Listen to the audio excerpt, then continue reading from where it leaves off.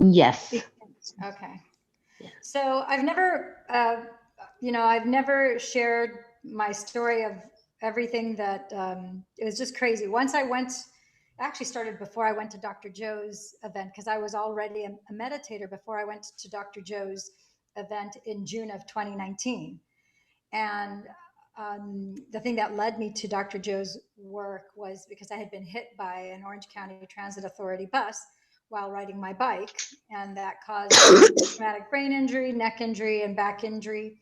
It caused me a lot of pain. I still have some pain to this day too. So the thing that was interesting is that I read, as many of us do, most of us have read one, two, or three of his books prior to attending his 7-day advanced monastery. And so, sure enough, 3, 4 months before, like in March, I started reading Becoming Supernatural. And then I had never done a guided meditation before. I had always meditated on my own and had had some pretty extraordinary things had happened, just no one ever having taught me how to meditate, just you know my doing my own little research and my best friend and I, we've always been applying different esoteric principles and then sharing with each other the outcomes. And sometimes while she's in Hawaii and I'm here, we'll do a meditation at the same time and we're like, oh my gosh, this is working. So but still, it was still certain things were like 100% dead on, and then other things were like it would work for some things and not the other. And that's because once I took Dr. Joe's 7-day advanced training, then things became crystal clear. Interestingly enough, leading up to going to his event, he gives you pretty good instruction in the book Becoming Supernatural. So I took to heart what he was talking about in the book Becoming Supernatural. And when I found out that in June he was having the event in Cancun, I just basically said to the divine and the universe, I said, okay, if this is something that I'm supposed to do and I'm supposed to go to this, then I need a sign. So as luck would have it, clearly I got a sign, and so I decided, okay, let me go and check to see about availability. So What when year was it? What year did you go? this was just last year, 2019. So June of Yeah, right. 2019. I was there. I was there. Oh Yeah, man, cool. yeah, It was beautiful. it was Yeah. an Yeah, amazing me event. also. I was there. You were Oh also my in Cancun. goodness. Yeah, yeah. I So go there Ah, first one. what team were you on? I was the Golden Eagles, which Oh, okay. Dispenza Me. was my team leader. What team were you Oh, on? yeah. Me, butterfly. Butterfly. Oh, The butterflies. lucky How you. about you, That's Sharon? I was. Oh man, I wish I could remember. Into the Mystic, but that was the name of the seminar. Oh Yeah, my that was the name gosh. of the seminar and our WhatsApp group that I Yeah. created. But okay, What? so you don't Okay, never remember? mind. Yeah. Yeah, Yeah, that's okay. I'm sorry to interrupt. Okay. it's okay. It's okay. So leading up to the event, as you guys, I didn't know it at the time, but I didn't know that his seminars all sold out so quickly. So on the April 24th, I went like at 4 o'clock in the morning. I went to go ahead and sign up for the registration, and I wasn't quite sure how that whole thing worked. And I I thought I had registered for the whole thing, and then I went through and I bought my plane ticket and booked. I thought I booked the hotel, the whole 9 yards, and then I found out later that week that I wasn't that it had sold out and that I in fact wasn't registered. And I said, how Mm. can I? Because it took like 4 or 5 days for Encephalon to confirm with me that my registration had gone through. Because there was, if you remember, there was something about, there was like, if you weren't staying at the Grand Velas and you were staying at the Princess whatever hotel, then you had to pay an extra 1,000 for some sort of pass thing. I wasn't really clear on all of that. So, long story short, I wasn't registered, but I had already bought my plane ticket. I already had my hotel reservation at the Overflow at the Princess Hotel instead of the Grand Velas because Grand Velas was sold out.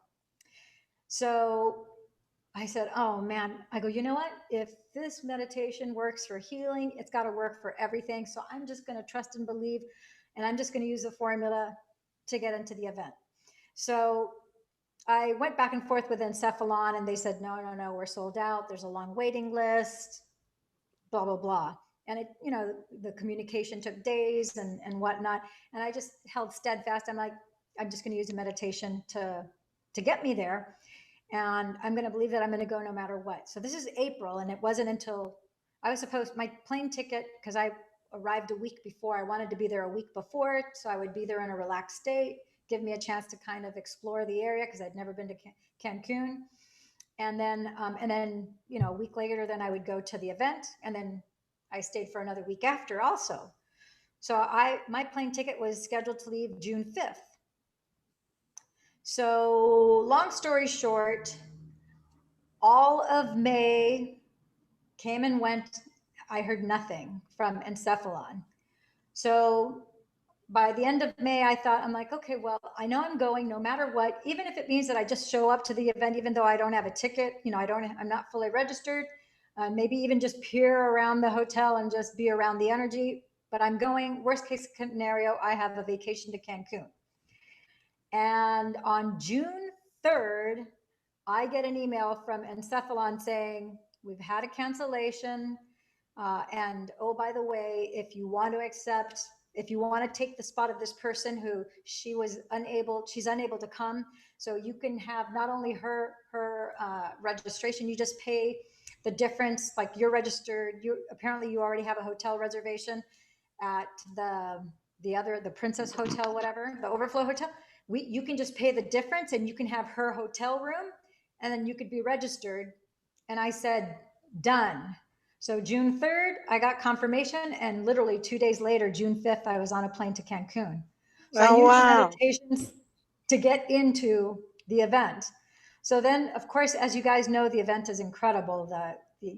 12, 14 hours a day getting instruction and meditating from early morning until evening, right?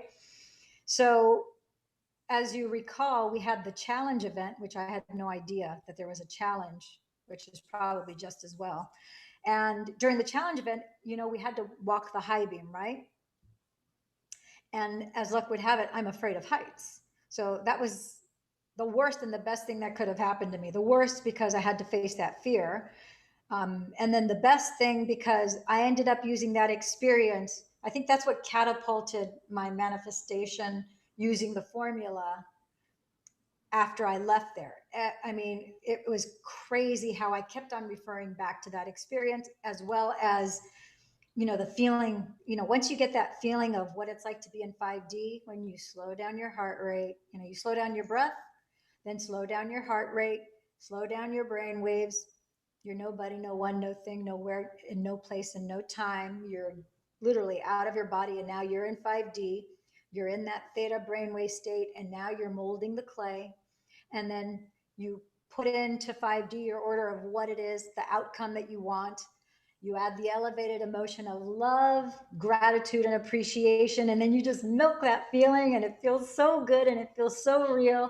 And then there comes a point where then you just let go. And that feeling of letting go, when we did the challenge, we had to overcome our negative thoughts. Obviously, like for me, I remember going up those steep ladders. And gosh, I wish I should have pulled up some of the pictures, because I have some pictures of the ladders. And as you guys recall, those ladders were not at a 45 degree or 30 degree. They're like straight up and down like this. So you literally have to hold on for dear life to get all the way to the very top. And it's not like there's any leaning forward. It's all like a ladder that's straight up.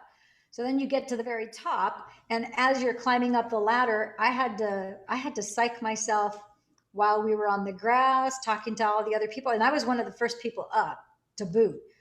So as I was climbing up the ladder, I just kept on psyching myself out, not allowing, this was the second day of the monastery, so we had a full day of instruction, and Dr. Joe was very clear about how we distinguish our conscious mind, and we use the free will and our conscious intention. And then you have your brain, you have your ego, you have your brain, and then you have the emotions that are filed into your body as an energy, right? So as I would have the thought, what are you doing? You can't do this. I'd go, no, brain, do as I say. Ego, shut up. Brain, I am the master. Ego, I am the master. You're the servant. Do as I say. Ego, you're in timeout. Brain, follow my instructions. We're doing this. We're climbing this ladder. We're going to get across. I don't know how we're going to get across that I-beam, but I've got perfect balance and I'm going to make it all the way across and I am not going to fall. I'm going to make it on the other side. I don't know how, but we're going to do this. And so I just kept on telling myself all the way up, and I wouldn't let my ego talk, and I would not let my brain, if it would try to come in, I'd say, I said, shut up. Ego, you're in timeout. Brain, I am the master. You are the servant. Do as I say. And then I would assume that it was paying attention. And I'm like, we're doing this. We're going to, don't know how, but we're going to get to the other side. And I'm going to keep my balance. Steady Eddie. So as I was crossing the I-beam, of course, you finally get to the other side, and when you get to the other side, you're like, oh my gosh, I did it! And then the euphoria of you think you're done because nobody tells you that you're not done when you get to the other side. So here I have this false sense of victory, which it was a victory because I did make it to the other side, and I was steady the whole time. But as soon as I had that short-lived experience of being victorious, of getting to the other side, I realized I'm on this 2x2 platform. How do I get down? I'm like, I know how I got up, but I don't see how I'm going to get down. And I hadn't seen anybody else get down because I was one of the first people up. So next thing I hear, the guy on the ground says, okay, now you need to walk 5 or 6 feet back. I'm like, what? I go, I already crossed, made it over to the other side. You want me to walk? I go, why didn't they tell us that? Of course they don't. They only tell you on a need to know basis. So I'm like, I remember thinking in my head, it's like, why didn't? And then my conscious awareness was, shut up. There's no sense in arguing. It's not going to help you. It's not going to change anything. Do the formula. So I told my ego and my brain again, shut up. I'm the master. You're the servant. Ego, you're in timeout. Brain, do as I say. So I'm like, I got to do this. I got this. I got this. So then I walked the 5 or 6 feet. And then as luck would have it, I'm facing the guy who has us, who's spotting us with the cord, right? And he tells me, oh, now you need to do a 180 and you need to turn around because you're facing me. And if I repel you down from here, the line will burn your face. So you need to turn around and give me your back. And I'm like, what? That's impossible. And immediately my conscious mind said, shut up, ego, stay in timeout, brain, do as I say. I'm the master, you're the servant. I don't know how. It's like I couldn't fathom how I was going to turn all the way around. I could barely get across walking. Now I'm supposed to pivot, turn around. I'm like, figure it out, do it. So I just gave that command. In all honesty, I have no recollection of how I was able to turn around, how I was able to do it without losing my balance. I have no memory. The next thing I knew, I had turned around and now I'm giving the guy my back. And now I'm like, okay, now what? So then the guy says, okay, now you just have to relax and fall back. And that's like my worst nightmare. So at least on the plank, which was only you remember it was only 3 inches wide, that bright yellow I-beam, right? But at least you're standing on both feet.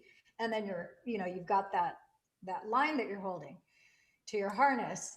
And I'm like, what? At least I'm stable here. I'm like, there's got to be a better way to get down, but that's the only way to get down. So I'm like, oh my gosh, I can't believe I have to trust this person to catch me. I have to surrender. I have to let go, and I have to trust that I'm going to be fine. So then I just told my conscious awareness, it's like, okay, you know what? If Dr. Joe didn't think this was safe, he wouldn't have me doing this. Just do as you're told. Follow the instructions. So I said, okay, here goes. Next thing you know, I fell backward. He repelled me down. It was fine. So I was euphoric when I hit the ground, as all of us were when we made it down safely. And So fast forward, I ended up going to 2019 was a year of magic. I was manifesting left and right, but leaving Cancun, I ended up going to, I'm going to fast forward because I ended up going to San Francisco and then I went to Victoria, British Columbia. There were some crazy things that happened there too. Oh, okay. Let's go to Victoria, British Columbia. That's the first manifestation where I was using it for a material object. So I went to Victoria, British Columbia, to Victoria Island, and my plane got in at midnight, midnight. So I was on Delta Airlines, and as luck would have it, when I got, apparently I had taken my phone out, and it had slipped out of one of my pockets in my jacket, and it fell on my seat. And I recovered it one time and I put it back in my pocket. I should have put it in in my backpack, but I didn't. I put it back in my pocket inadvertently. I didn't know it, but it fell out again. So I ended up checking into the B&B that I was in. And so now it's like 2:00 in the morning. And now I'm frantically looking for my phone and I can't find my phone anywhere. And I have two phones. I have my main phone and this is my backup phone. And so now I'm looking for this phone and I can't find it anywhere. I'm like, oh no, there's no way. I'm like, maybe it fell out of my pocket again. Oh no. So I do a Google Trace using my main phone and I see that the phone is still on Delta Airlines. It's in the plane. So I call Delta Airlines and I tell them, listen, I just got off your plane an hour and a half ago. I'm now checked into my dwelling here at the B&B where I have reservations, and my phone is on your plane. I need to go back and recover it. And they said, oh, that's not how we do things. You're going to have to go to this link and fill out a lost item report, and then in about a couple weeks you'll hear back from them. So anyhow, Couple weeks, yeah. yeah, somebody tried to call. I'm not going to take the call now. So a couple weeks went by, and I hadn't heard anything from Delta. So meanwhile, I'm traveling, going from Victoria, British Columbia. I went to Seattle. Then I ended up getting on a cruise with my best friend. We went to Alaska. Didn't hear anything. So I kept on putting in my meditation, applying the formula, slowing down my breath, slowing down my heart rate, slowing down my brain waves. And then once I am nobody, no one, no thing, nowhere, and no place and no time, then I'm in that velvet black void. And now as I continue my breathing, I am visualizing that I have my phone back and how exciting it is to feel this phone in my left hand like here, and I could feel the smooth surface and everything. And I'm like, yes, yes, yes. I'm like in my mind's eye. And then even out loud, I would say at the end of the meditation, like, yes, yes, yes, I got it. You see, it works, it works, it works. Yes, I got it. This is a formula. It works, it works, it works. And then I'd come out of the meditation and I'd let it go. Like, I don't know how, I don't know where, but I know it's happening. So I am just so impressed with your fortitude, with the way you can hold on to that. I know it and I can do it for 5 seconds, but you are just holding on to it. I am so impressed. I was just determined, and I'm like, yes, yes, yes. Yeah. And so after like 3-4 weeks, I was thinking, gosh, it's been 4 weeks. I haven't heard anything out of Delta. I didn't call them. I didn't do anything. I'm just still patiently waiting. I'm like, I know it's coming. I know it's coming. So then, I kid you not, 5 weeks to the day, it was 5 Fridays later, I get a phone call and a text message from Delta Airlines. The phone call first said, Lillian, we have your phone here. We've recovered it. And there's a gal named Maureen. She works at the Delta Airlines International Airport in Victoria Island. And she's going to be contacting you to get a FedEx number from you so that she can ship you your phone back. And I'm like, yes, yes, yes. I'm like, oh my gosh, I knew it. I knew it. And then this gal, I think her name was Maria, she said, I'll be sure, this is Friday, and this is the last call that I have of the day, so I will be sure to call you tomorrow to follow up, because I'm from I can't remember where the headquarters that she was calling me from, but it wasn't in Canada. So she said, I'm calling from a different location, so I will call to follow up with you tomorrow afternoon. But Maureen will probably call. She's probably going to call you today and to, you know, to get more information from you. So I said, great. So Maureen, sure enough, maybe, I don't know, I don't remember if it was 5, 10, 15 minutes later, Maureen ended up calling me, and I'm going to show you because she also text messaged me. So I want to show you the text message. And then I was so excited that I told her, you need to send me a picture of yourself because I go, you're part of my manifestation. And I want to show people that this actually worked. It took 5 weeks, but nobody recovers anything lost or stolen from an international airport. LAX, it doesn't matter what international airport, you lose something at an international airport, or if it's stolen, that's it, it's gone. I said, but the fact that it took 5 weeks, but I got it. And 5 is the number of grace. If you study Jewish mysticism and Kabbalah, they tell you that 5 is the number of grace, which is, you know, it means something to me. So here, I'm going to show you the text message. So it says, hi, Maureen, I just emailed my FedEx account number and shipping address. Let me know you got it. Thanks. By the way, send it priority. And then she says, perfect, I got it. I'll let you know when it has been shipped. Then she said, and then she told me that she was going to go on Monday on her way into work to stop by FedEx. And so she put, I just checked the FedEx site near the airport and they open on Monday. So I will ship it then. Have a great weekend. Super. Thank you. Oops, meant thank you. And then let me show you. So now here's the Monday morning text, Monday, August. You can see Monday, August 16th, I think it is. You've shipped your phone. Yeah, Monday, August 19th. She says, good morning. I have shipped your phone this morning. FedEx tracing number. It should hopefully arrive before happy hour tomorrow. And then this is a picture of her and her Delta Airlines. I want to show you. So this is Maureen. Oh. And then she gave me here's a professional one of the last Delta flight out of, that's the Victoria, British Columbia.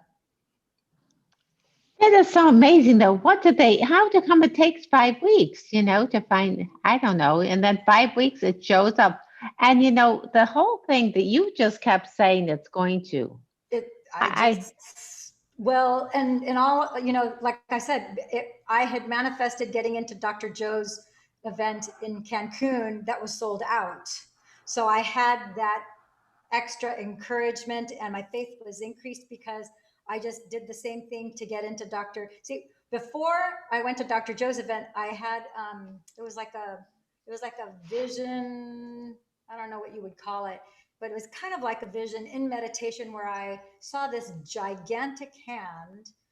And I don't think it was Dr. Joe's hand. I heard Dr. Joe's voice tell me, you come along and we're going to take good care of you. Something to that effect. He was reassuring me. But something like that. Yeah. So when I saw this giant hand, it was like a real fatherly hand that just put his hand like here, kind of saying, there, you know, I gotcha. You just know that you're supposed to go. We gotcha. And so that was my sign to go ahead and try to register. So when I didn't manage to confirm the registration at the beginning, I said, I'm going to use a meditation to make this happen.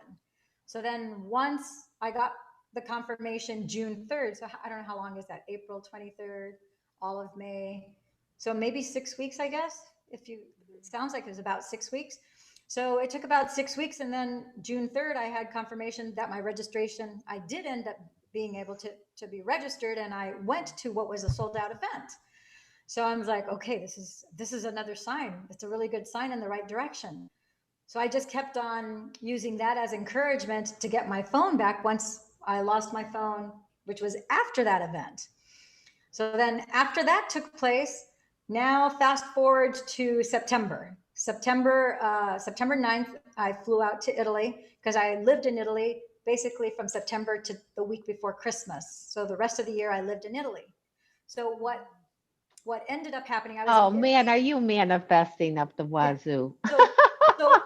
So in April, when I booked the thing with, I wanted to book the thing with Dr. Joe, I didn't know I was going to be going to Italy. It was a lifelong dream to go at some point in my life, to live in Italy for 6 months, to practice Italian, to get better at not just reading and writing it, but to loosen up my tongue. And then I'd never been in Sicily, so I wanted to meet, where some of my relatives, were from, and all that. But I didn't see how financially I was going to be able to do it. So I put that in my meditation too, and lo and behold, that summer I manifested. I found plane ticket round trip from LA to Rome and back for under $450 round trip. And I also manifested an apartment, a beautiful 2-story apartment, brand new, state of the art, in Sicily, which was 7 minutes away from the beach, but in the countryside. So I was 7 minutes from the beach, but I was in the countryside in Giardini Naxos, and that was 400 pounds, which was not even $500 a month. So I'm like, oh, everything. And then I also manifested, normally like the car rentals are $30 to $80 a day, right? I manifested car rental for an entire week for 33 euros. So Which is it was, my landlord couldn't even believe it. He's like, how could you get, it was like 3 euros a day is what it worked out to be. It was 2.7, so just under 3 euros a day. He's like, how could you possibly get a car rental for less than 3 euros a day? That doesn't make any sense.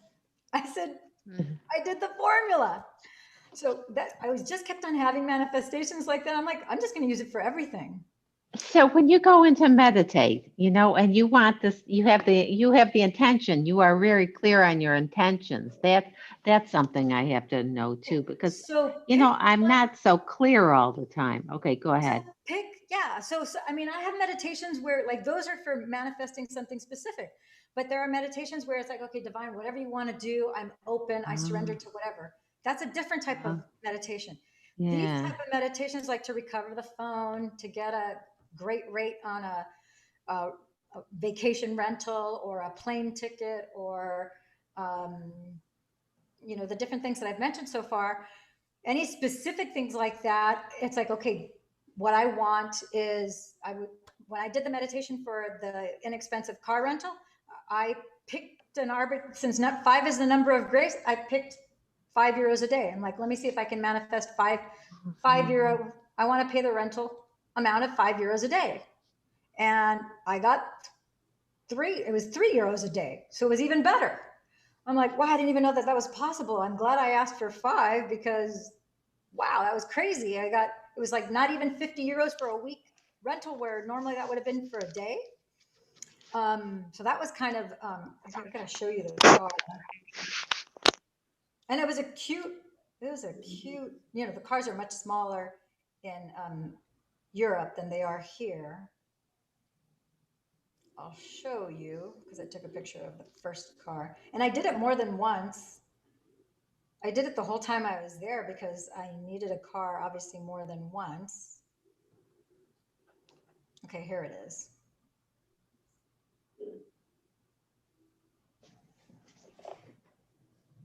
Oh. So, oh, wait a minute. Yeah, so that's the car. That's where I picked it up from the Hertz rental car. So fast forward, I'm trying to think what was the next thing then that happened. Okay, I ended up also, I went to take a ceramics class in the Amalfi Coast. I was in a place called Vietri sul Mare. And I was there to not only to tour the city, which is it's one of the birthplaces of where ceramics, like for the last 700 years, their specialty is making all sorts of ceramics. So I signed up to take a ceramics course there. So this is let me see if I can turn the orientation of this around. So it's not so small. So this is just showing you, this is on my way to Vietri sul Mare. Oops. And what happened when I was in Vietri sul Mare, let's see if I can, here you can see Costa di Amalfi, Vietri sul Mare. Okay, so this is where it's going to get good. This is where I needed to park to take the ceramics class. You see, Fornace Ceramica di Arte. It's saying basically ceramics furnace of art. Okay, so this is where I arrived to take the ceramics class. As you can see, the gate is open, right? Mm-hmm. If you look Yes. closely, you can see that there's no signs other than the one that I showed you a minute ago that says that. There's nothing that says these are the hours for parking or anything. So this is the town, Vietri. So I take my ceramics class. I go ahead and, am I going in the right direction? Mhm. Let me see. You're going backwards. I think I'm going backwards. Yeah. Yeah. Yeah, I got turned around. So, okay, I have to go this way. So this is showing you a little bit of the town. This is the ceramics place. You see all the ceramics. So I end up touring the town. The class was like at 4 o'clock. There's a little cafeteria. That's a little cafe place where I had something to eat after the class. Long story short, so I end up touring the whole town after the ceramics class. And lo and behold, I get done around 9 o'clock at night. Let me see if I can show you. That's like, And Dr. Joe shows up. yeah, no kidding. So this is just kind of showing What? you. It's a Oh, cute the little artwork. quaint. Oh, Yeah, it's a yeah. cute little quaint medieval town. So now you see it's Oh, nightfall, it's sunset, it's getting dark. oh, the churches. Yeah. Oh, there I am in the class there. You see how they're doing Oh, looking very cute. Thank you. So now it's getting close to 9 o'clock at night. Oh, okay, here it is. So I get back to where my car is parked, and as you can see, the gates are closed. Yeah. Oh my I'm God. like, what the heck? How come the gates are closed? And they They're have locked. this very unusual, I've never seen a padlock like this before, but they have this bizarre looking padlock. I'm like, how am I supposed to get my car out? No one said anything on where I made the reservations. There was nothing that said, oh, make sure you have your car out by such and such. Nothing. No notices of any type. So, needless to say, I'm a little frustrated, but I'm just going to play the video and you're going to see what happens. So here I am again, and I'm in Pietro. Have had a perfect day so far, and I'm finding myself having an unwanted adventure. I came to this Fornace Ceramica di Arte, which you see right there. The GPS, of course, took me here because this is the address that I was given. And so I went ahead and I parked in there because I'm where I'm supposed to be for the ceramics class. And that class was at 4. It's now 9 o'clock. And the class was actually not in this location. I ended up meeting over here where the plaza is, where the statue of the mermaid is, the city plaza. I ended up meeting Victoria there. And then she gave me the tour of Vietro. And then we went to the ceramics class where they teach you how to paint the ceramic and so forth. So now this thing is locked. So now I know better than to freak out or get nervous or worried because obviously that's not going to fix the problem. Do any good whatsoever. So what do I need to do? I just need to get in theta state. Deep breathing. Get myself into theta state. Focus on what I want, which is that gate to be open.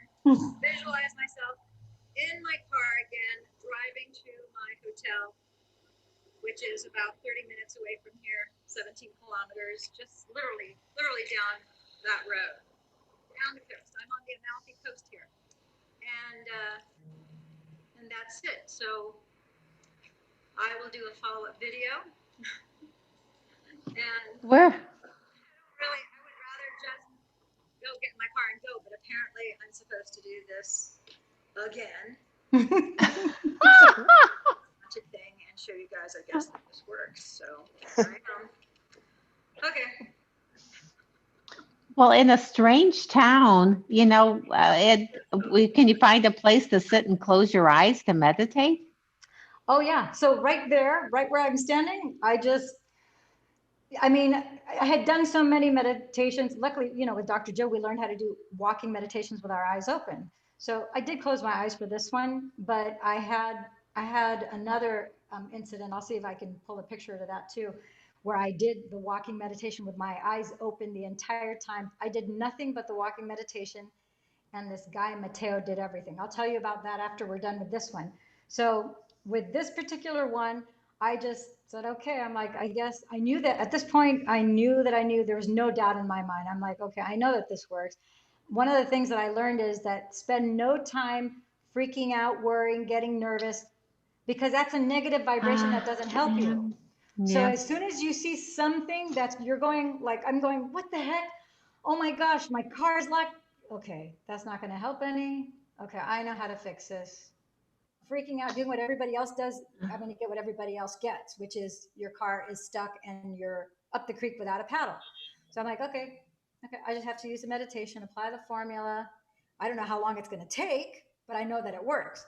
So, and like I said, what ended up happening was that it would take me less and less and less time to manifest as I was doing more of these. And the one thing at the time I didn't know, I was going, I'm not doing anything wrong. It's not like I'm breaking any rules, like I'm ignoring signs that tell me don't park. So I'm like, I finally figured out, one, that the divine wanted me to get really good at doing this and to not have any question that it doesn't matter whether I made a mistake or not, that I could take the potential waveforms of energy when we're in meditation and turn it into particles by applying the formula, and then just letting go. Now, the letting go, when we did the challenge and I had to let go and fall backwards and rappel down, and then we also did the other challenge where we had to get on that platform and then everybody is holding that giant net and then you have to just surrender. That was really hard for me to do, but you let go and then you are caught by that net. And I knew that they would catch me in the net. What I wasn't sure was how much pain I might suffer, because I still have, neck pain and back pain. So I was afraid of the pain that I was going to feel when I hit the net. So, but the divine is good because luckily it didn't hurt. So by the time this was happening, I had no doubt whatsoever. What my wild card every time I do this is, I don't know how long it's going to take. So I just figured, okay, I'm going to do this. I don't know how long it's going to take. I might have to spend the night here. I might have to get another hotel, or I don't know what, but something will happen. So I just closed my eyes, and instead of meditating for 30 minutes or an hour, I just did 3-4 minutes. I don't think it was even 3 minutes. I just did 3 minutes and put it in, and I'm like, okay, I could feel myself touching the handle, the steering wheel, the stick shift, being in the little car and everything, and feeling like, yes, yes, yes, I'm getting out through the gate. I knew it. It's like I did it again, and then I let it go, and I'm like, okay. I'm like, I felt after 3 minutes it was done, so I stopped. So I'm like, I opened my eyes, I looked around, I'm like, now what do I do? I know I'm not supposed to effort. I'm not supposed to make anything happen. So I thought, well, oh, there's a hotel next door. I go, maybe they know who can open the gate for me. So I walked in there. And one of the things that I had been affirming, which I've been affirming all 2019 and now, is that men are magical, mystical creatures. And men have been very magical, mystical creatures since I started affirming that. So as I walked up to the hotel, there are two men behind the reception desk. And so I thought, oh, maybe those are my two magical, mystical creatures, right? Maybe they're the ones who are going to help me. So I walk up to them, and they only speak Italian there. So I tell them in Italian, good evening. I said, my car got locked next door. They closed the gate. They put a padlock on it. By chance, do you know who owns, that lot next door? And so that they can come and open it for me. And they said, oh, yeah. Now I don't remember the name of the gal, but it's like so-and-so and her Sorella is sister. So-and-so and her Sorella are here in town. She can open it for you, or they can open it for you. I said, great. Would you give me their number?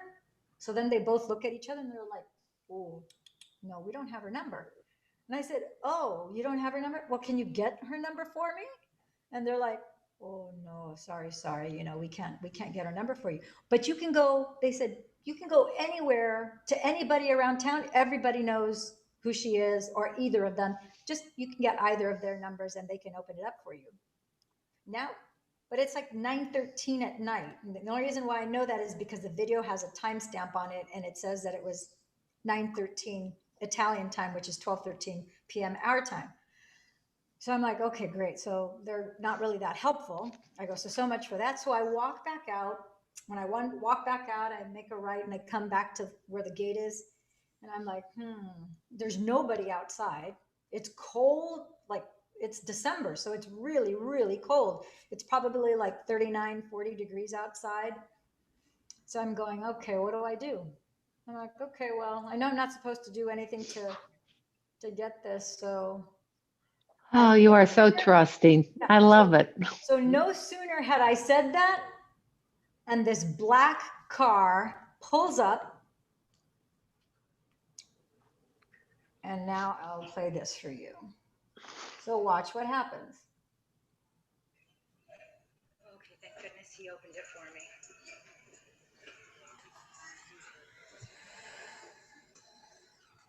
Ah, it's upside down, sorry. Okay, thank goodness he opened it for me.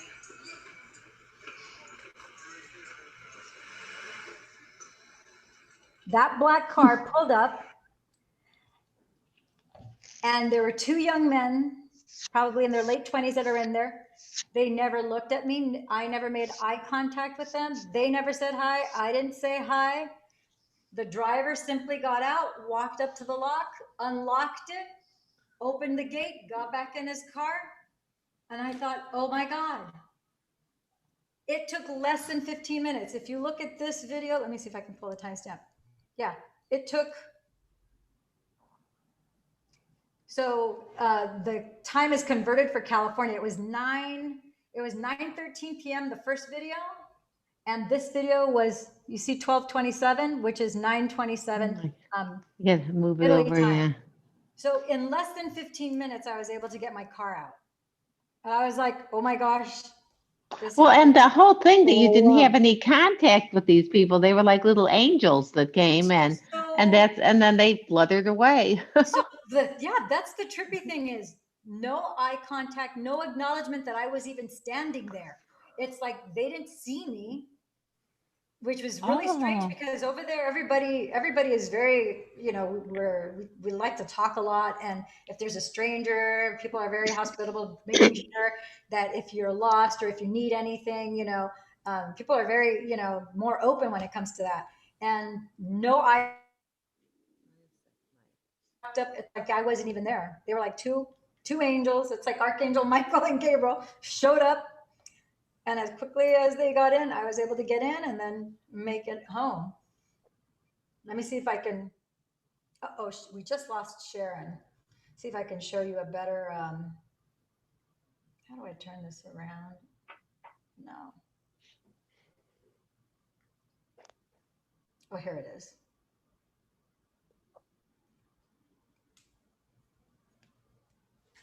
Okay, if I play it. You can see. Thank goodness he opened it for me.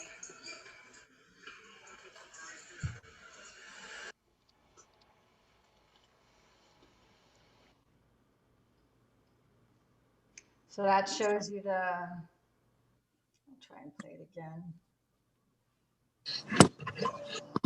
Keep on turning. Yeah, so he basically there's the car. He opened the gate,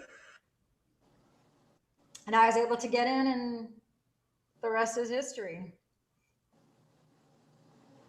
Well, it's just the conviction in your heart, that you knew it was done. And that's the whole thing Dr. Joe says. You do it until you know that it's done. Like he doesn't get up from his meditation until he is certain. There's something you have to pay attention to your body because you really do feel a shift. And he doesn't language it that way. He doesn't call it a shift, but just like when you get into theta state, you feel a shift. Your autonomic nervous system, it's almost like it's like a downshift where you feel it's like a difference. And I think it's a little bit different for everybody, but you do feel something change inside of your body. And then you are in the black velvet void where you're not aware of this reality here. You're in that place where you're Oh, you froze. You slow froze. breathing. Yeah, you're doing the slow breathing. You slow down your breath. You slow down your heart rate. You slow down your brain waves. So you are in coherence. And there's no the number one thing is don't doubt it because that's your ego. You are not doubting it. It's your ego. Anytime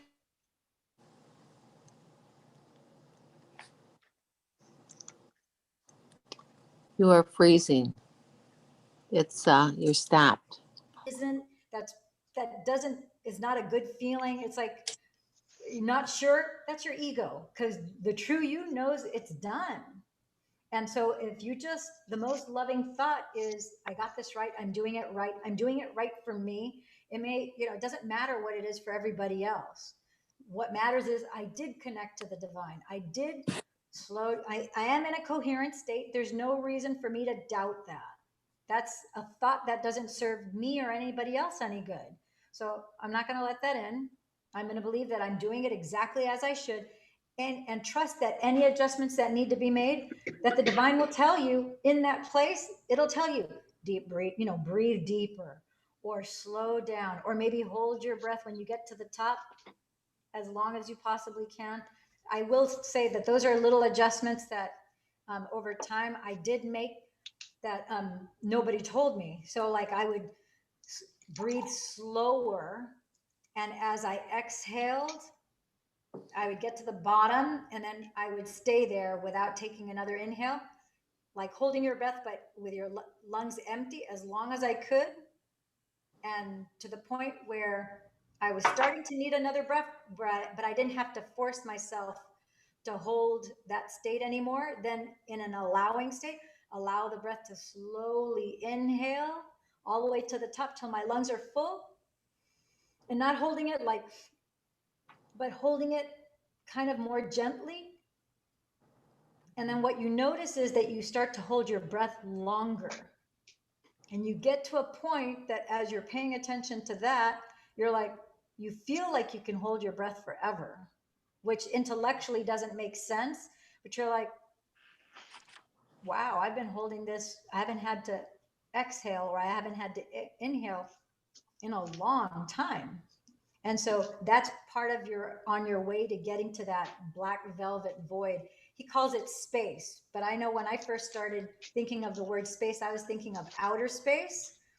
And what you're doing is you're really going beyond outer space. You're going outside of the realm of this globe, beyond the sun, beyond the moon, beyond all the planets, beyond the Milky Way. You're out in that black velvet void where it's so far out there where there are no stars, there are no planets. You were just there. You're one with the one. And that is a saying. Like when we were in Cancun, the first time we went on the beach to do the walking meditation on the beach in the morning, one of the things that I heard the divine told me was, I'm one with the one, I am the one. I'm one with the one, I am the one. So every day since then, that's something that I say all the time. I'm one with the one, I am the one.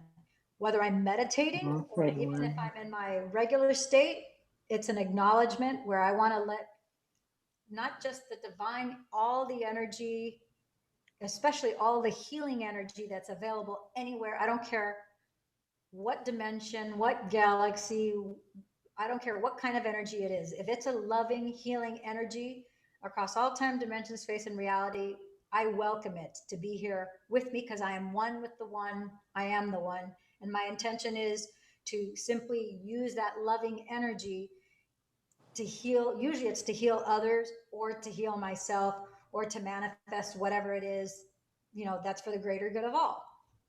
So that's the intention. I'm one with the one. I am the one.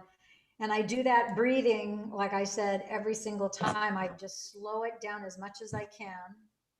So you're really focused on the inside, which, if you remember from reading Dr. Joe's book, both Becoming Supernatural and Breaking the Habit of Being Yourself, he talks about how focusing your inward attention, you go from an inward focus and attention to then, once you're in that black velvet void, that's an outward attention. That creates induction and it spreads out your electromagnetic toroidal field. So as your energy is actually spread out, your energy in your body, your body feels lighter in terms of weight, where it doesn't weigh as much, but it feels lighter in terms of like light energy. And so now you're able to mold that the particles of potential waveforms of energy as you're focusing on specifically, like the phone. I wanted to get this phone back, so now I'm focused in that 5D in my imagination. I'm seeing my phone. I'm feeling my hands, like the smoothness of the phone, because I wanted to get my phone back. So I'm like, okay, I could feel the smoothness of the phone, the weight of my phone. And I'm going, yes, it felt so good in my imagination because I remember what it felt like. So from one perspective, that manifestation was easy because I already knew what my phone felt like, as opposed to a manifestation where I didn't really know what it would feel like to get my car out, because I hadn't gotten it out of that parking lot, but I could imagine it. I could pretend and make believe what it would feel like to get back in the car and to open it up and to get back in the driver's seat. And I know what it's like to get into a car, and I had driven that car before. So I just made believe in it. Did you do that during your meditation, that you were opening the car, Yes. walking in the gate through Yes. the gate? So So so that in my oh so in my mhm. car, in my meditation, I actually saw myself walking through the gate. I didn't I'm not preoccupied with the how. So how the gate got open doesn't matter. So I saw myself walking through the gate, walking up to the car. I felt myself opening up the car with the key. I'm getting in the car. I'm sitting down. I'm feeling the leather. I'm feeling the feeling of the little steering wheel, and I'm feeling excited because I'm getting in my car. Somewhere, somehow, I was able to get that gate opened. I didn't have to figure that out. What's important is the end result. I'm in my car, I'm able to get out, and now I'm able to drive the 17 kilometers, 30 minutes down the road to get to my hotel. And I didn't have to spend the night out in the cold or find another hotel. I was able to do this in less than 15 minutes. So I'm like, So so I'm yeah, so feeling you get the visualization, and you think of everything that you can that you think of that would create, everything of the feeling that would create what you want, then let it it's go. it's like a daydreaming. It's like an instant replay of what is going to be. And what's is that it almost works out exactly like you imagine it to be. And then so for example, I had another manifestation where I was in Sardinia, which is an island north of Sicily, and I went horseback riding for 4 hours. And by the time we were done, it was 8 o'clock at night. So it was daytime when we left. And then when we got back, it was nighttime. Well, I got to see if I can pull this one up too, because the divine has a very, very, very funny sense of humor. One of the things that I have to do is I got to as I put these videos together individually, you don't see the message, but as you put them together, then I was like, okay, by the time this next thing happened to me, because it involved my freaking phone again. So I'm like, I never lose anything. I don't lose keys. I don't lose phones. I don't lose wallets. I don't lose purses. You know how there's certain people that are always losing their keys, their wallets, their glasses? I'm not one of those people. I'm a creature of habit. I'm very conscientious. So I never lose anything. So, okay. So losing my phone. So by the time I got to Sardinia, my cell phone fell out of my backpack while I was horseback riding. I didn't know, because we weren't just walking the horse or galloping the horse. We were actually kind of trotting and kind of running the horse. So I didn't know that my stuff would shift around. Mind you, I had taken my cell phone and I put it at the bottom of my backpack to make sure that my phone was secure since it had been, lost before. So I put it at the bottom of my backpack to ensure, and then I put my makeup bag on top of it to make sure that it stayed down. And interestingly enough, somewhere, somehow, it opened up and my makeup bag fell out and my cell phone fell out. Other things fell out too, but I didn't know. So the girl who was riding the horse behind me, she says, "Oh, Lillian, you just lost your little makeup bag." And I'm like, "Oh no." So I get off my horse, I recover my makeup bag, get back on the horse again. I thought it was just my makeup bag. I didn't realize that my phone had fallen out. My sunglasses had fallen out, which is pretty funny too. A Twix bar candy, because I had brought with me 4 Twix bars, one for me, and then I figured whoever else was horseback riding, strangers that I didn't know, but I figured I'd share some Twix bars with them, right? So when we got onto horseback ride, I gave them the Twix bars, and I hadn't eaten mine, so mine was still in my backpack unopened. So long story short, it's 8 o'clock at night. Now I'm realizing, oh my gosh. We get back and my phone is missing, and I'm supposed to fly out the next day out of Sardinia. I'm supposed to fly back to Sicily. And my Okay. reservations, everything is in my phone because everything is electronic, right? You don't have paper anymore. Yeah, So sure. I'm like, I have to get my phone back. I'm like, no freaking out. I'm like, okay, I immediately went into meditation. Slow down my heart. I always slow down my breath, then my Okay. heart rate, then slow down my brain waves. I'm like, okay. And then I had to trust the guy who was the guide. I told him, I said, okay, you're going to have to help me get this phone back. He's like, but it's dark at night. We can't take out the horses. It's pitch. There's no light there. It's pitch black. I go, I know, but my phone's out there and we need to get it. There's no other option. So he just looked at me in the eye. He said, if your phone is out there, he goes, I know this land like the back of my hands. We will find it. I said, okay. So I did nothing, but this took about an hour. I think it was like an hour and 10 minutes. So we go. And it wasn't until the end. Let me see if I can find horseback. San Antioco. I think this is it. Yeah, here we go. So this is, let me see if I can.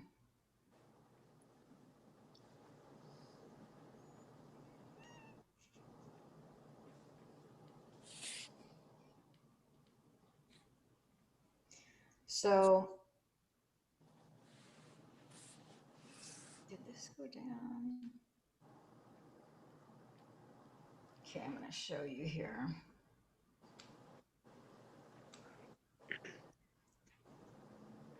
This media file doesn't exist.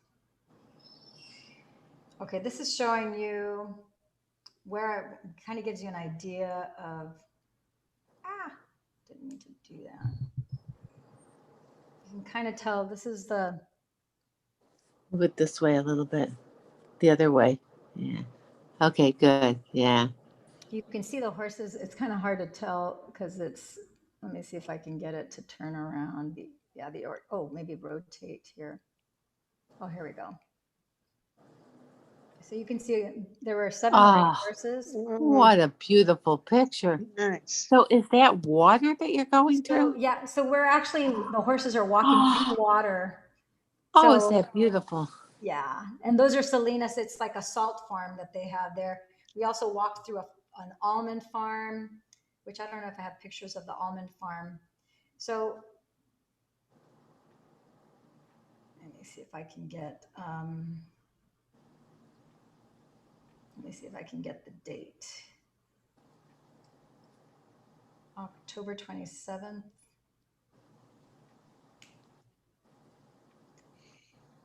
Yeah, it's not showing a clear picture. I want to show you guys, but it's going to be hard to tell here. Let me see if I can find it. October 27th.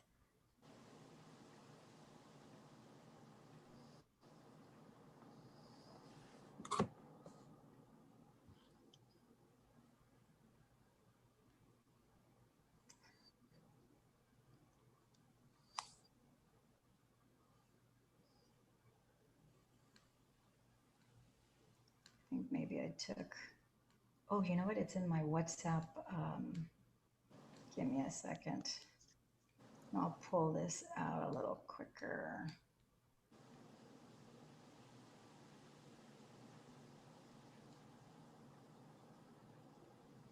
Camera.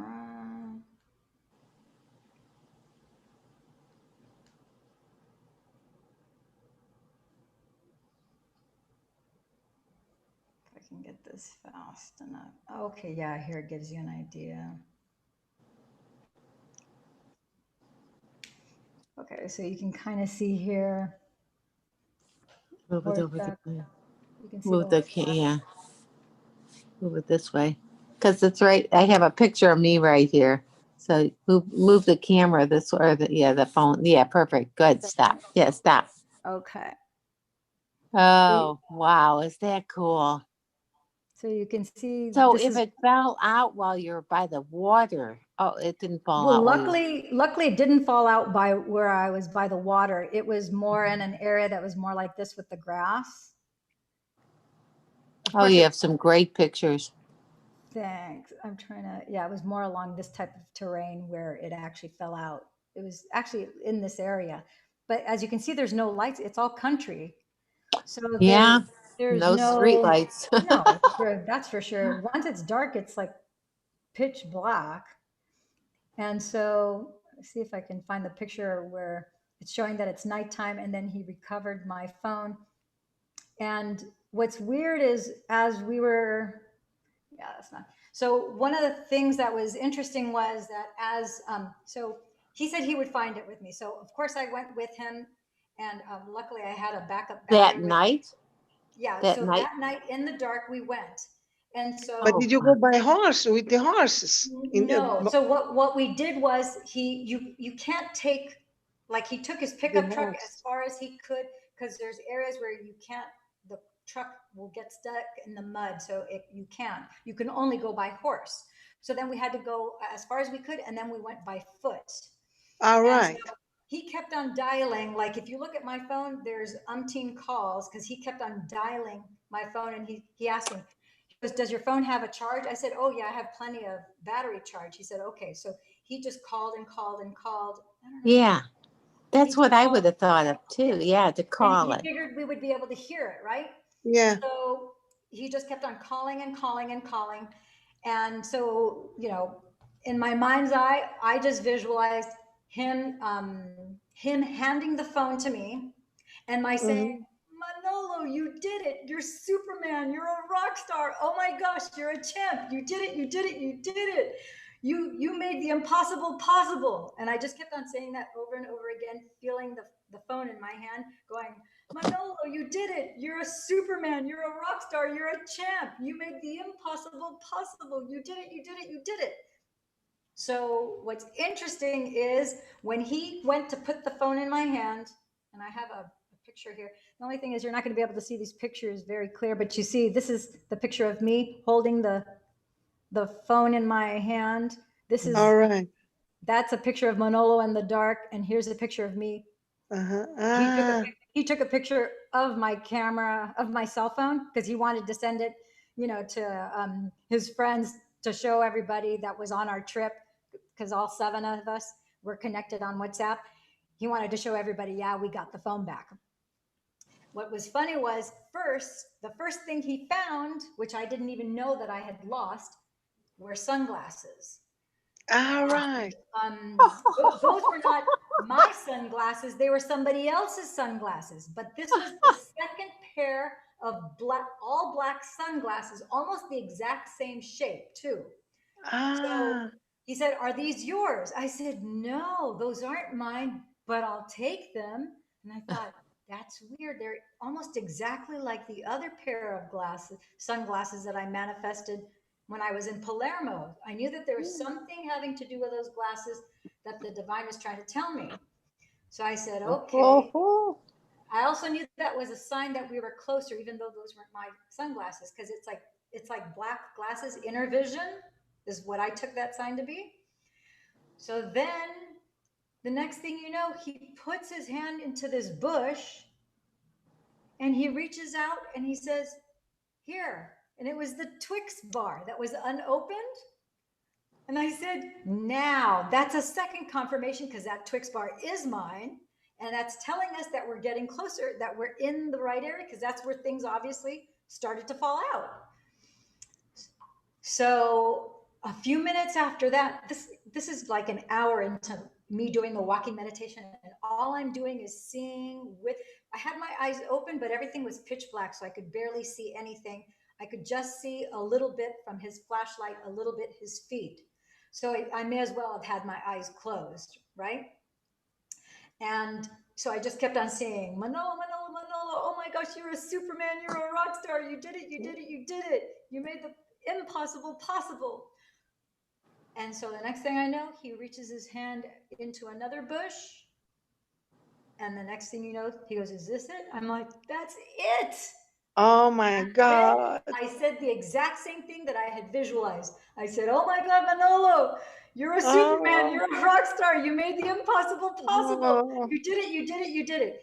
It wasn't like a deja vu. It was like a rewind of what I saw in my head was now right in front of me. So I think the reason why the divine had me have all these, there were so many experiences that were so close together, so different from one another, most of them unwanted. And not that I did anything wrong, but I think it was to show me that it really does work, and to not pay attention to my ego and my brain, and to really use my focused, your conscious awareness, just focus it like a laser beam, use your free will, just decide what you're going to focus it on. And then don't doubt that God's going to come through, that the divine's going to come through. Pick whatever it is that you want, and then you add that elevated emotion as you feel that your open heart, because you have that unconditional love in your heart space. You're opening up your heart. That energy goes from your heart up into your brain. It hits your pineal gland. Now you're connected in quantum to the divine. And then you put the order in. All you have to do is visualize it, feel the elevated emotions. And if you don't know how the elevated emotion should feel like, just make believe, pretend that it's the most exciting. Just think of whatever the most exciting, fun, thrilling, euphoric experience that you've had. Maybe you went to Disneyland, maybe you won a car in Vegas, whatever the case might be, and just use that feeling going, oh my gosh, I'm like so excited. And I just do the motion like this, because when I have that kind of a wonderful feeling, those are the things that my body actually does, but I'm imagining it. I'm making believe, pretending in my mind's eye. And then once I feel that it's done, and you do have it's a very slight feeling of it being, yeah, I got it. It's done. That's it. I don't need to do this anymore. Then you let go. You're like, thank you, thank you, thank you. I don't know how, I don't know where, but it doesn't matter. I don't know how, I don't know where, and it doesn't matter. I know it's done. And I'm like, now I have an unexpected surprise. I can expect the unexpected. It's an unexpected surprise that is going to have a very happy ending. It's like Christmas. You don't know what you're getting for Christmas, but whatever it is you're getting for Christmas, it's good. So you're like, oh my gosh, I'm so excited. And you just keep on milking that until, boom, it pops into your experience. And then it's not like deja vu. It's like a rewind. It's almost like you rewound the videotape that was in your head, and now you're like, oh my gosh, it's identical. It's far out how I've heard that so many times on testimonials, that it's just like, it's exactly the way they pictured it, I mean, this house that you're looking at, I came back from Italy. I was in a 1-bedroom apartment. January 3rd, I had a conversation with my daughter. 7 days later, that night, I put this meditation to get this house. 7 days later, I had the keys. Friday the 10th, I got the keys, and I moved in at 5 p.m. Oh, wow. Wow. In real estate, they'll tell you that's impossible. Well, yeah, on the West Coast. Oh my gosh. So I've been, like I said, you can do it for anything, and you can do it for yourself. You can do it for others. Well, I just want to bottle your enthusiasm. I just have to, like you said, you get the elevated emotion. So I started thinking of things from my past, and I just started to list them, of things that I got so excited I could hardly talk, Yeah, that you're one of just those things. thrilled. Yeah. Yeah. I mean, think Yeah. about like, if let's say that you won, I remember winning a piano competition and like going, oh my gosh, I won. It's like, what are the motions that you do when you win something? Or Yeah. when Well, you, that's one that I just wrote down. I'm a photographer and I took a picture and it won $60,000, and I could hardly talk, that day, of blah, blah, blah. So, so that is a yeah, wonderful I don't think I never thought of that going back to some elevated emotion. I was just thinking it had to be something current that would no, elevate. Yeah. no. So Oh, thank you. just use that feeling from when you won. You're like, oh my gosh, I won 60. Who wins $60,000 for one picture? Oh my Yeah. gosh. So you've already manifested in the past, it sounds like some pretty remarkable. Oh, So yeah. Okay, use that's yeah, huh? that's an incredible manifestation. You didn't even know Yeah. that you were manifesting it, but you did. So Yeah. that same energy, you already have the muscle and cell memory of manifesting something extraordinary. So use that same energy. It's already lodged in your body. So you can't forget it.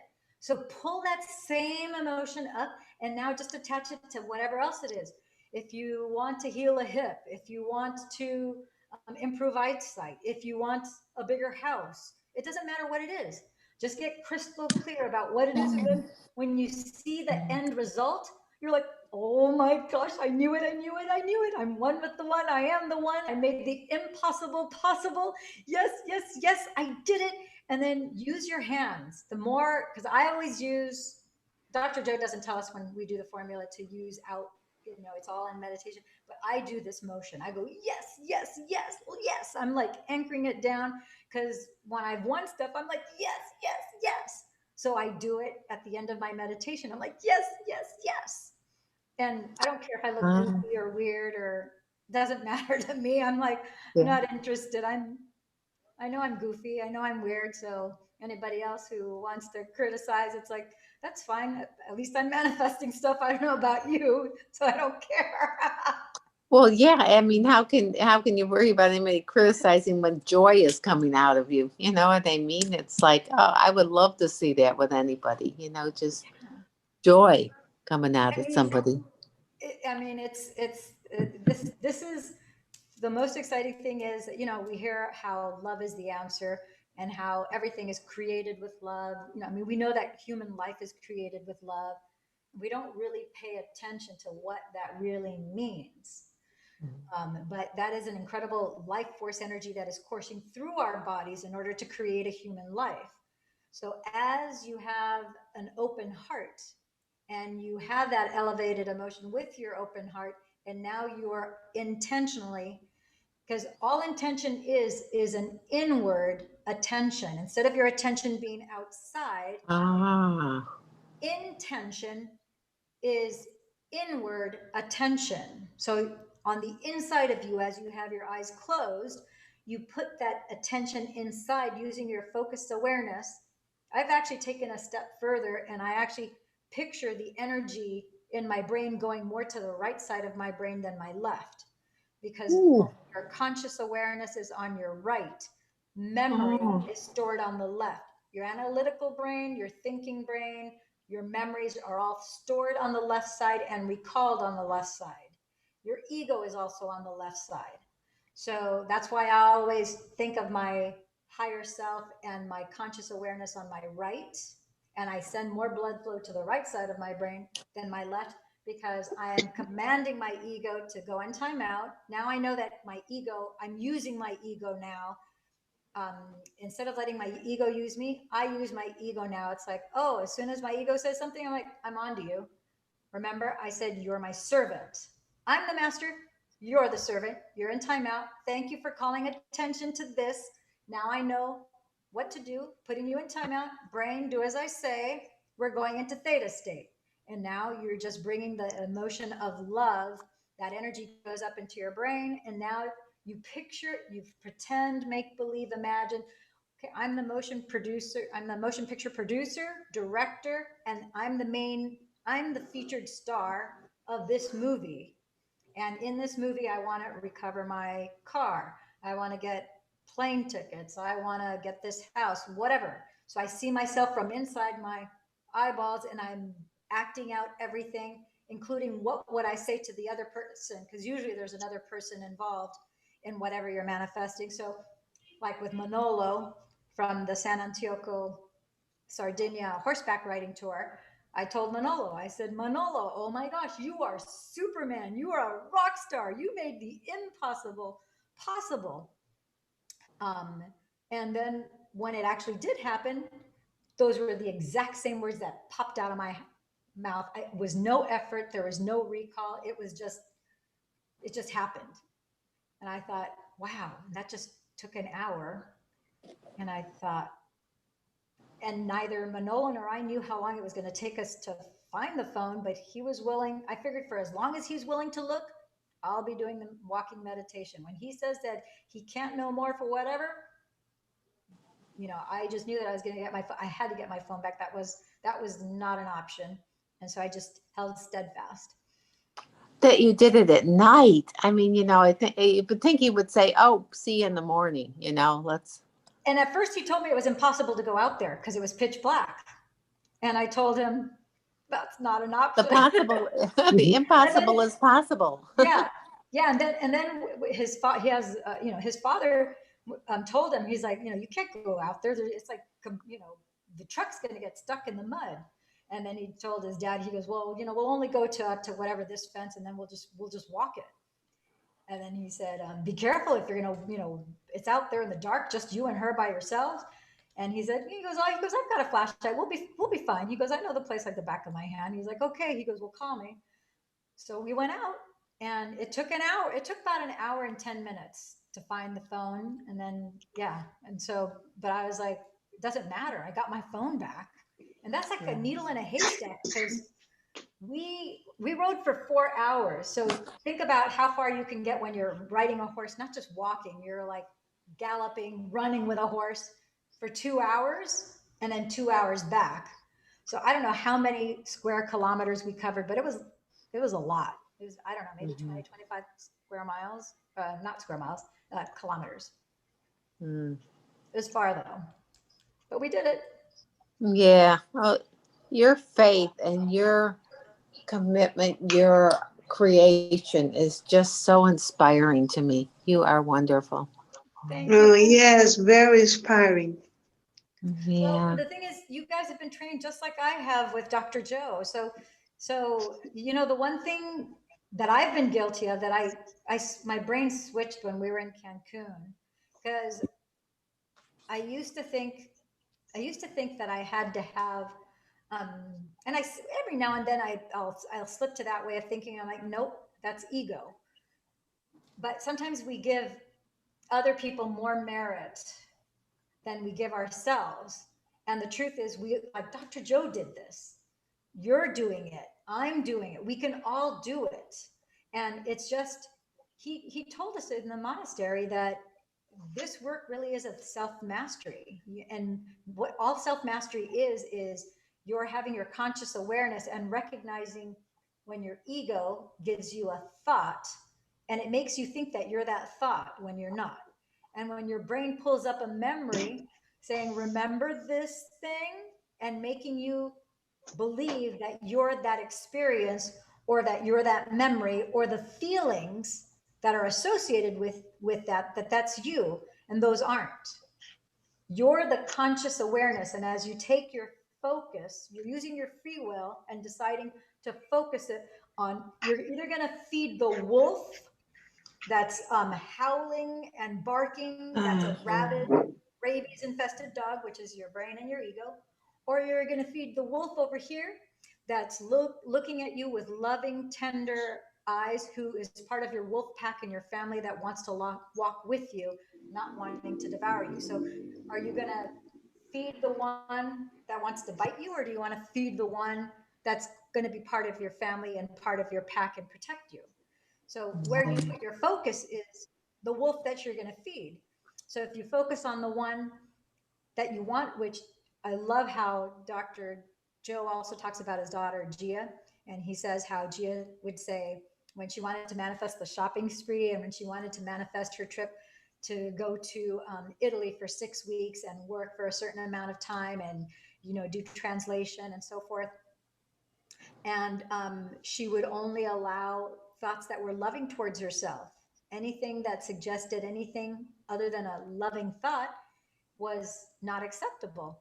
And so if we just use that as a barometer or as a thermostat to realize, okay, yeah, whenever I'm thinking, oh, you know, I'm not doing this long enough, or I'm just not good enough, or I need to have somebody else do it for me. No, we've had Dr. Joe students who've never attended an advanced retreat because they haven't been able to make it into the monastery, either because their registration is always sold out or because they can't afford to go, or whatever Or the look case at may now be. because of the COVID thing, you know, Or and people can't get. and people have healed, and people have still been able to heal Yes. following the instructions. So the divine, the divine doesn't doubt you. We doubt the divine. And if you think about it, it's like, wow, Oh it's my. kind of, Oh, it's whenever we're thinking we're divine. not, yeah, it's like you're thinking, oh, I'm not doing this right. And the divine's like, you don't believe that I can fill in the blanks for you. You don't think I can, if you're falling short in any way, shape, or form, you don't think that I can make whatever adjustments are necessary to make sure that you get this right. All you have to do is show up, have focused intention that this is what you want, and then allow, you know, once you're in that, slow down your breath, slow down your heart rate, slow down your brainwave, you have that coherent energy moving up, that love energy moves up, you're home free. Just put in your order, you're uploading what you want. And he goes, he'll meet you in that space. That's all you have to do. But, and then don't second guess if he's going to follow through. Because think about it. He made the sun, he made the moon. I think he did a pretty good job, if you ask me. I think he made you, he made me. I think if there was anything that was falling short, I think in that space, he would make sure to make whatever adjustments to make sure that you succeed, because he wants to make sure that you succeed. So we just have to, I mean, sometimes I will even use the words, it's like I let go and I surrender. If Yeah. I'm doing a healing for somebody, I always, every single day, I always call in, like I said before, all the healing energies.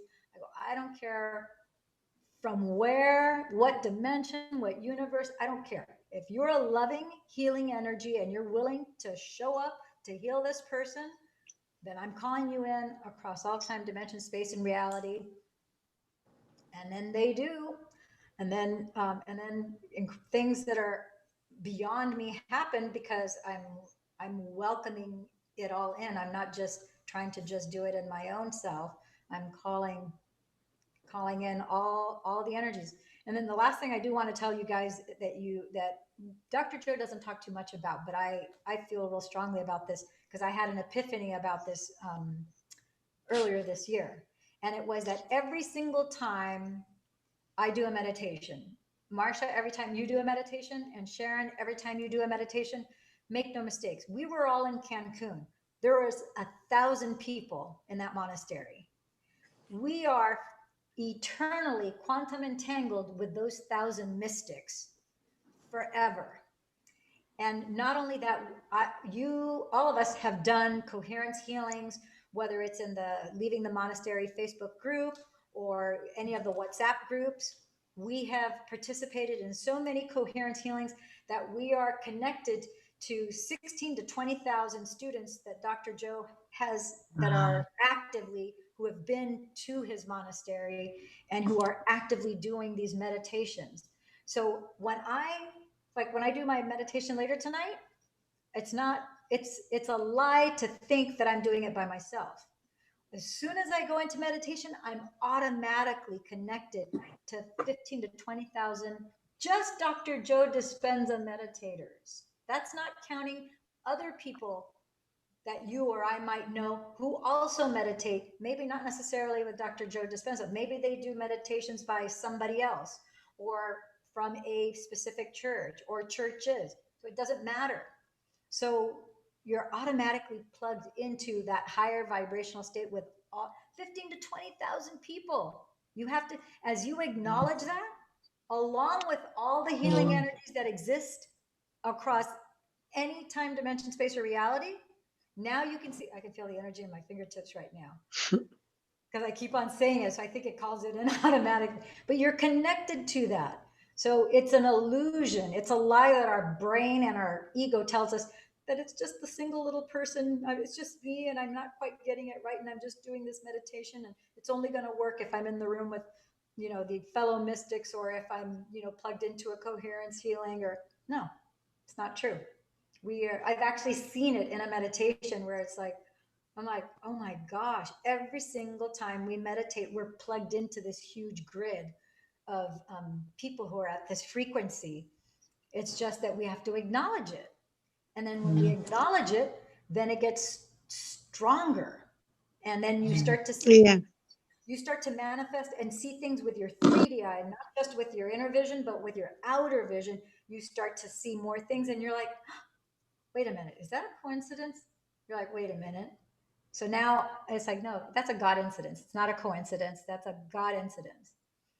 You see flashes of lights, you see all sorts of things. And now, instead of going, did I? No, I'm like, I saw that. I saw that. I acknowledge it now. And that just seems to encourage the energies even more. Yeah. So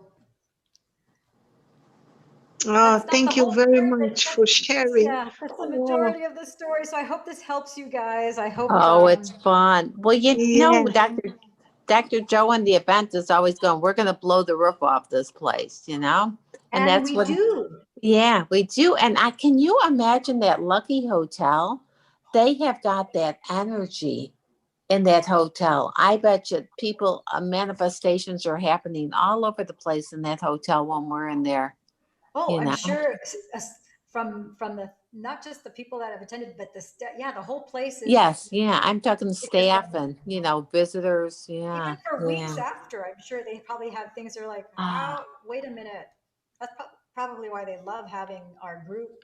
Yeah, I remember the staff there just loved us, and I Oh, guess we're not going back there anymore because we outgrew it or something. yeah. I heard that maybe there was going to be one. I hope they do another because it was such a beautiful hotel. So It is. beautiful. Can you imagine going in the lobby and you're still outside? It's in fresh air. Well, you're in California, maybe you can, but No, it's much more tropical there. It really is gorgeous.